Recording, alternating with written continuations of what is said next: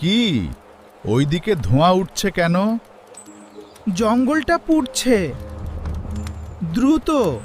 খুব গরমের কারণে হয়তো আগুন লেগে গেছে। হ্যাঁ, অতিরিক্ত তাপ বিপদ ডেকে এনেছে। জলদি চল রে, আগুনটা পুরো জঙ্গলে ছড়ানোর আগে পালাই। আরেকটু। ও বেচারা সিংহ, ওটা খুব অসহায় দেখাচ্ছে। আমি জানি এটা সত্যিই খুব দুঃখজনক।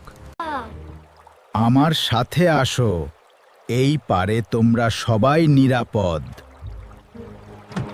তুমি যেহেতু জংলি, তোমাকে ভরসা করি না। নদীর ওপারে নিরাপদে পৌঁছানোর পর যেন আক্রমণ না করো, শপথ করো। আমি রাজি। আমি এখন কিভাবে নদী পার হব? আমি তো সিংহটাকে ভুলে গিয়েছিলাম।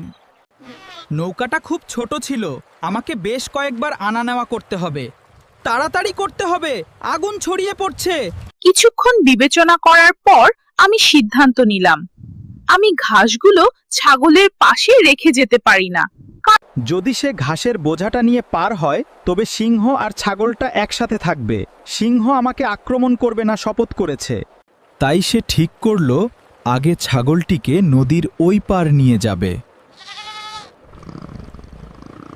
ওই পারে ছাগলকে রেখে নদী পাড়ি দিয়ে সিংহ ও ঘাসের বোঝা কাছে নদীর এই পাশে আসে। চলো আমরা নিরাপদে নদীর অন্য পারে যাই। সে আবার ছাগলটি নৌকাটিতে চাপিয়ে ঘাসের বোঝা নিতে এ পাশে আসে। অন্যদিকে গিয়ে চাষি ছাগলটিকে রেখে ঘাসের বোঝাটি নৌকাটিতে চাপিয়ে নদীর ওই পাশে যায়। অবশেষে নিরাপদেই সবাই নদী পার হলো। অবশেষে সিংহ আর ছাগল চাষিকে ধন্যবাদ জানালো তার উপস্থিত বুদ্ধির জন্য। চাষিটি সত্যিকারের খুব জ্ঞানী মানুষ ছিল।